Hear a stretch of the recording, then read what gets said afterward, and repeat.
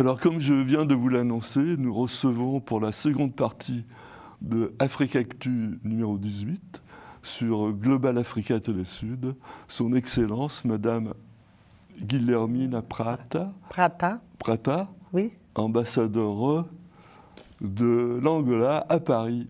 Donc, Madame l'ambassadeur, je suis très content de vous revoir.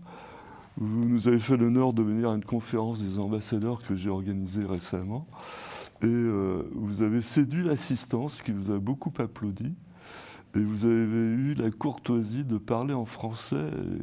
Et vous avez dit que d'habitude c'était en anglais, mais vu que le contexte, voilà, nous avons été très honorés de votre présence et de votre intervention. Alors, il s'est passé un grand événement récemment entre nos deux pays. C'est la visite du président João Lourenço. Et c'est pour... J'ai bien prononcé? Oui, oui, c'est bien. Et donc, c'est l'occasion de vous inviter, avec grand plaisir, pour parler déjà pour commencer, des relations entre votre pays, l'Angola, et la France. Mais juste un mot avant, parce que tout le monde ne connaît pas très bien la géographie de l'Afrique. Bon, l'Angola, vous êtes d'abord un grand pays, 2 fois la France et plus. Mais vous êtes en Afrique australe, avec une très belle façade atlantique, que beaucoup vous envient évidemment, parce qu'il y a tellement de pays enclavés en Afrique. Et vous êtes indépendant depuis 1975. D'ailleurs, là, vous allez fêter le 50e de l'indépendance. Vous êtes devenu indépendant... Cette année. Oui, cette année. Oui. Et donc, vous êtes devenu indépendant à la suite de la chute du régime de Salazar, qui était là depuis 1933 jusqu'en 1974. Oui. Mais bon, il y avait des mouvements de libération qui étaient déjà là depuis une bonne quinzaine d'années. Bon, malheureusement, après, il y a eu une guerre civile qui a duré longtemps, jusqu'en 2002. Mais bon, voilà, tout ça s'est passé. Maintenant, vous êtes stabilisé. Et alors, si vous voulez nous faire un tableau rapide de qu'est-ce que c'est l'Angola, situation économique, par exemple, et puis surtout venir au premier sujet qu'on va aborder, c'est la relation France-Angola, s'il vous plaît. Oui. Bonjour. Monsieur le directeur. Avant tout, je voudrais remercier l'invitation que vous nous avons faite et aussi pour remercier cette amable invitation de votre part. Et aussi, nous voulons dire un bonjour pour les spectateurs que dans ce moment ou dans cette occasion pourront accompagner cette interview que dans ce moment nous sommes ici dans votre chaîne. Aussi, il y a une parole pour peut-être les Angolais que nous pouvons nous observer, que nous dirons aussi, nous remercions aussi à notre compatriote pour assister à cette interview. Sur la question des relations parmi France et l'Angola, notre relation a commencé en 1976. Je me rappelle le 17 février, que c'est la date que la République française a reconnu mon pays. À l'époque, désigné le nom, c'est la République populaire de l'Angola, parce que maintenant, le nom, c'est seulement République de l'Angola. Notre relation a commencé dans cette date, mais vraiment, en termes de coopération, seulement en 1982. Ah.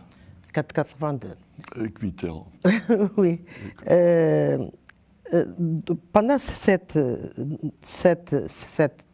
temps, que sont les marques de notre relation, nous pouvons dire que les relations sont excellentes.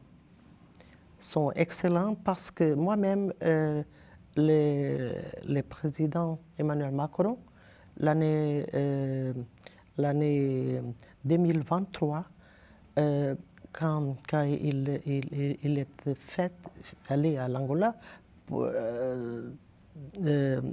pour faire une visite officielle à notre pays, il a considéré notre pays comme un pays stratégique dans le cadre des relations bilatérales que nous avons établies pendant ce temps. Et pour nous-mêmes, pour l'Angola, c'est la même chose.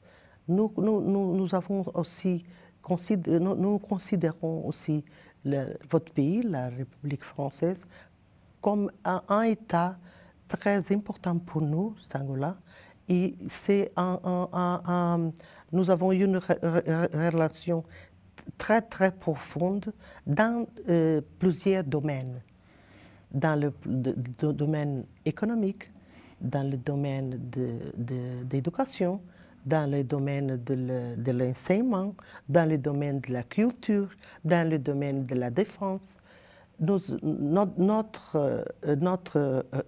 relation bilatérale sont dans beaucoup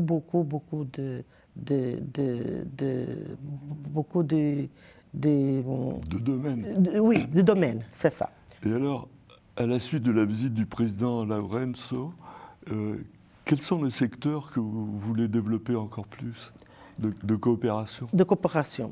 Dans cette, comme je vous avais dit, nous avons toujours les marques de la date de le premier accord qui a été fait, qui a été établi, comme je vous avais dit déjà, de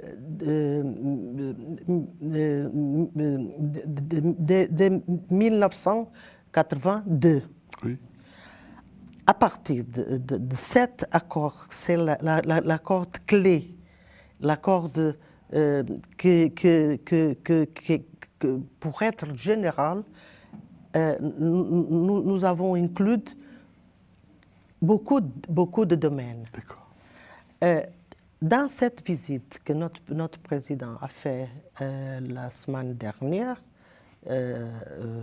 parce qu'il a été ici de 15, il est arrivé à 15, il est parti, janvier, il est parti au 17.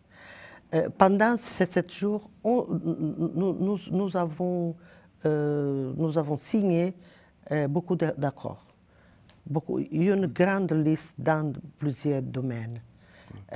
Je peux dire que nous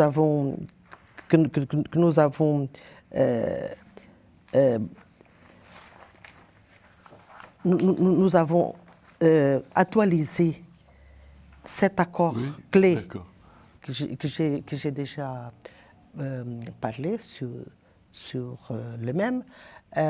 Nous avons signé les nouveaux accords généraux de coopération entre la République française et la République de l'Angola. Nous avons signé beaucoup d'accords dans les plusieurs domaines, comme accords sur les activités professionnelles rémunérées des membres du personnel diplomatique et consulaire, accords de coopération entre le gouvernement de la France et de l'Angola dans les domaines de la sécurité et de l'ordre intérieur. Aussi, nous avons l'accord de coopération dans le domaine de l'enseignement supérieur, parce que nous constatons pendant tout ce temps de notre relation que notre coopération donne une grande importance à la question de l'éducation, de l'enseignement supérieur, la question de la culture.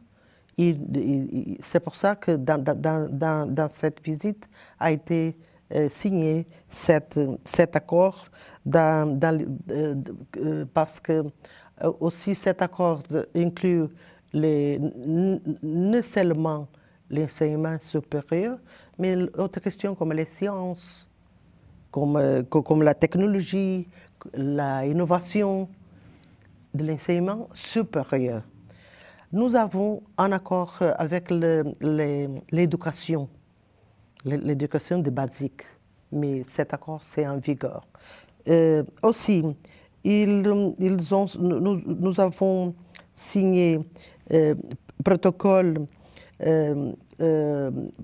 entre les deux ministères des Affaires étrangères pour avoir les mécanismes politiques périodiques de consultation. D'accord. Aussi, a été signé un accord dans le domaine du sport de la jeunesse, et entre les deux ministères de la République française et de l'Angola. Aussi, une forte composante de la coopération que je peux constater, je suis ici seulement un an et quelques mois, c'est la question de l'agriculture. Oui. La question de l'agriculture et la question de l'agriculture que maintenant nous nous posons dans une autre perspective, que c'est la question de le développement de l'agriculture pour l'industrie agroalimentaire. Oui, pour la transformation. Transformation des produits. Mais aussi, oui. Vous allez y travailler aussi en tant que présidence de l'Union africaine, puisque c'est aussi devenu un axe fort du plaidoyer de l'action de l'Union africaine. Oui. Développer l'agriculture. Oui. Je pense que... Pour la souveraineté alimentaire. Oui. Je pense que la stratégie de la présidence angolaise ira être une sustentation très forte sur quelques points, notamment la question de l'agriculture, la question du développement sustentable, la question de la promotion de la paix. Je pense que ce seront questions que la présidence ira développer et ira implémenter pendant l'année de la présidence tournante de notre président, son Excellence, président Jean Lourenço. Alors justement, l'Agence française de développement, qu'on appelle l'AFD généralement, va financer pour vous un projet d'irrigation à hauteur avec un prêt, c'est pas un don. Précise ça pour les Français, parce que souvent ils croient que l'AFD c'est des dons. Non, c'est surtout des prêts. Mais bon, on est bien content d'avoir des prêts quand on en a besoin aussi. De 100 millions d'euros. Oui. Nous avons signé des contrats d'investissement à hauteur de 430 millions d'euros. Le groupe français Suez va renforcer l'accès à l'eau potable pour la capitale. La capitale, Luanda, et puis la Société Générale va financer la mise en orbite d'un satellite d'observation qui en coopération avec Météo France. Voilà, c'était juste pour donner des exemples un peu concrets de ce qui va se passer, quoi. Mais je voudrais vous poser une question. Non, je ne vais pas vous la poser. Ou alors après, si on a le temps. C'est sur la sensibilité latine de l'Angola, quand même, parce que vous avez hérité de plusieurs siècles de présence portugaise. Oui. Donc culturellement, ça marque un peu quand même. Mais bon, on verra à la fin si on a le temps encore. À moins que vous vouliez répondre. Oui, oui. La question, je peux vous dire le suivant. Les Angolaises, nous sommes un peuple que nous sommes très, très ouverts. Ouais. Normalement, nous avons quelques qualités de savoir recevoir, moi-même les étrangers. J'ai beaucoup des amis étrangers qui disent le suivant. Même que nous ne savons pas, parce que je suis suspecte de parler ça parce que je suis angolaise. Mais nous, les Angolaises, nous avons quelques qualités différentes des autres peuples, comme la suivante. Savoir recevoir les étrangers. Savoir être heureux, moi-même, avec toutes les difficultés. Quand j'ai l'expérience de voyager pour l'Angola, dans l'intérieur, et quand les personnes passent dans les rues, dans les chemins, que quelquefois ne sont pas avec les routes asphaltées, mais ils sont heureux, avec un sourire. Alors? Oui, avec un sourire. J'ai dit ça pour expliquer que pour nous, nous avons, malgré l'occupation de Portugal, être beaucoup de temps, 500 années, beaucoup de temps, moi-même, nous avons, maintenant, nous avons en Angola beaucoup d'étrangers, de beaucoup de nationalités aussi. Nous avons. Et je suis informée que la communauté française, maintenant, c'est la deuxième communauté. Ah oui? Oui, en Angola. C'est la deuxième. Alors vous allez changer la psyché des Français. Oui, c'est ça. Vous savez qu'on dit que les Français sont des Italiens avec de mauvaise humeur. Là, vous allez nous faire... Oui. On en est ravis. Madame l'ambassadeur, pardonnez-moi, on va changer de sujet parce qu'il ne nous reste que 8 minutes. Ah, okay. Temps passe vite. Je voudrais que vous nous disiez un mot sur la mission. D'abord, oui, il faut rappeler que donc, vous êtes 33 millions d'Angolais, peut-être même 36. Oui. Il y a un recensement en cours de finalisation. On saura des choses prochainement. Et donc, vous allez fêter les 50 ans de l'indépendance cette année. Si vous voulez nous en dire un mot, et puis aussi sur votre mission de médiation entre la RD Congo et le Rwanda, qui est en fait une préfiguration, on peut dire, de votre rôle en tant que président prochainement, cette année, de l'Union africaine. Oui, merci pour me poser cette question, mais comme vous savez, notre président a gagné le titre de champion de la paix. Et dans ce cadre, notre président et notre gouvernement de l'Angola est engagé de faire tout ce que nous pouvons pour obtenir la paix. Mais la question ne c'est pas nous, parce que les choses, les processus politiques et les processus de paix, il y a des parties involvées. Il faut que les autres parties involvées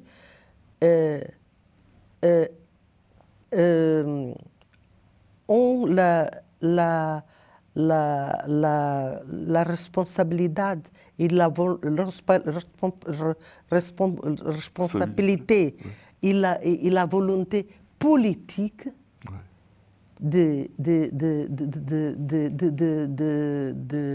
d'accompagner tout le processus de paix, parce que le processus ne peut pas avancer si une partie n'est pas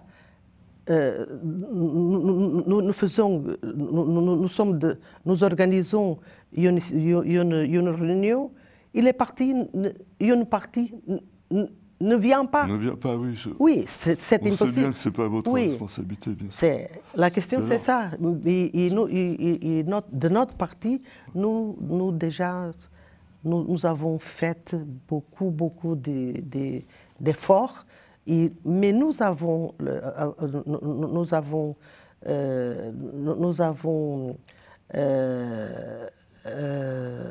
quelquefois, nous pensons que nous pouvons obtenir la paix si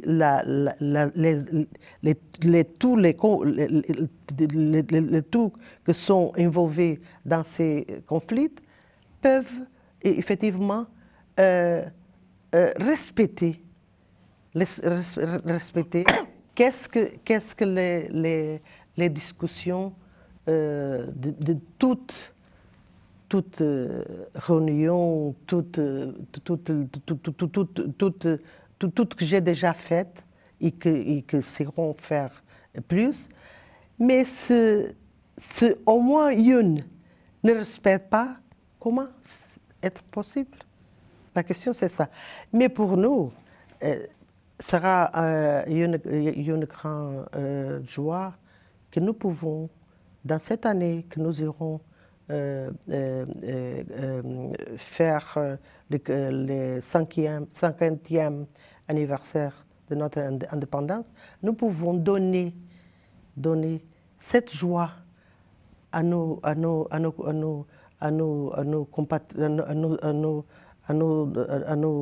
voisins de la RDC,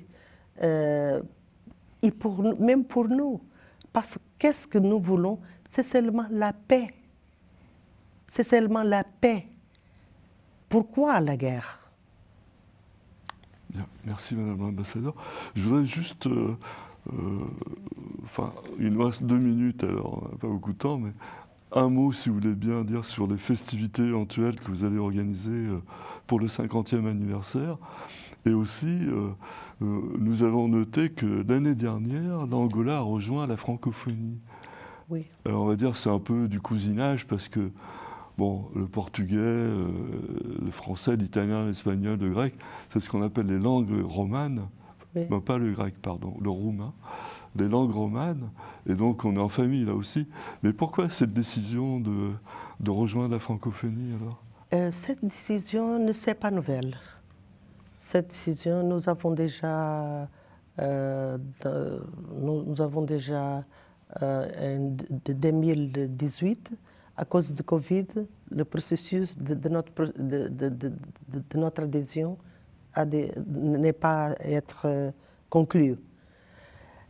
Pour vous dire que nous, en Angola, nous avons une frontière très grande avec la RDC. Oui.